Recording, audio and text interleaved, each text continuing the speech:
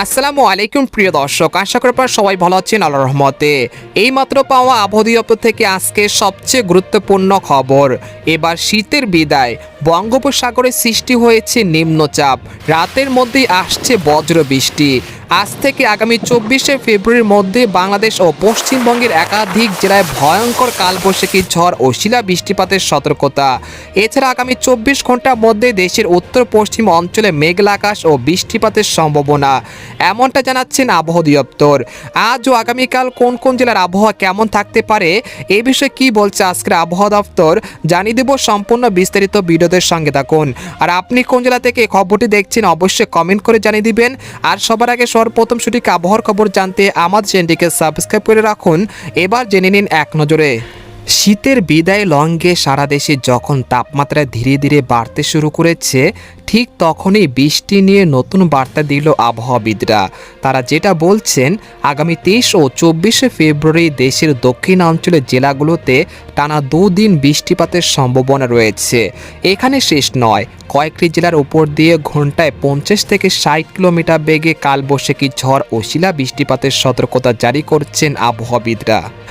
এদিকে আবহাওয়ার আরেকটি সতর্কবার্তায় বলা হয়েছে, বর্তমানে দেশের আকাশ আংশিক মেঘলা থাকলেও রংপুর, রাজশাহী, ময়মনসিংহ বিভাগের 2-1টি জেলাতে হালকা সামান্য বৃষ্টিপাত হতে পারে এবং দিন ও রাতের তাপমাত্রা সামান্য বৃদ্ধি পেতে পারে। তবে সপ্তাহের ব্যবধানে এই শুষ্ক আবহাওয়ার পরিবর্তন ঘটিয়ে বৃষ্টির দেখা মিলতে পারে উপকূলীয় জেলাগুলোতে। এই সময় খুলনা বিভাগের উপকূলীয় জেলাসমূহ এবং বরিশাল বিভাগের সবকটি জেলায় 23শে ফেব্রুয়ারি বৃষ্টি শুরু হতে পারে, যা পরের দিন 24শে ফেব্রুয়ারি পর্যন্ত অব্যাহত থাকার সম্ভাবনা রয়েছে।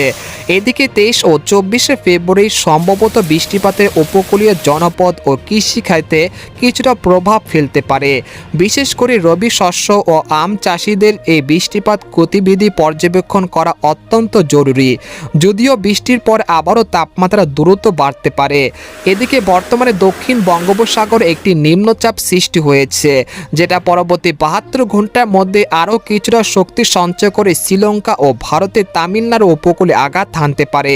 এর অগ্রভাগের প্রভাবে আগামী 23 ও 24শে ফেব্রুয়ারি বাংলাদেশ ও ভারতের পশ্চিমবঙ্গে বিভিন্ন জেলার আকাশ মেঘলা থাকতে পারে।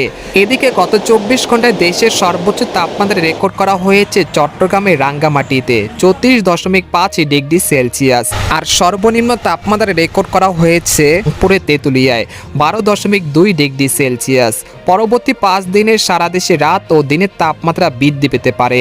এদিকে বাংলাদেশের আবহাওয়াবিদ মোহাম্মদ ওমর ফারুক জানান, আজ সকাল 9টা থেকে পরবর্তী 24 ঘন্টায় ঢাকা, খুলনা, বরিশাল ও চট্টগ্রাম বিভাগে 2-1টি জায়গায় অস্থায়ীভাবে দমকা হাওয়া সহ বৃষ্টি বা বজ্র সহ বৃষ্টি হতে পারে। এছাড়া দেশের অন্যত্র অস্থায়ীভাবে আংশিক মেঘলা আকাশ সহ আবহাওয়া প্রধানত শুষ্ক থাকতে পারে। এ সময় সারা দেশে রাত এবং দিনের তাপমাত্রা প্রায় অপরিবর্তিত থাকতে পারে। তো এই ছিল খবর। এরকম ইন্টারেস্টিং খবর জানতে আমাদের সাথেই থাকুন। ধন্যবাদ।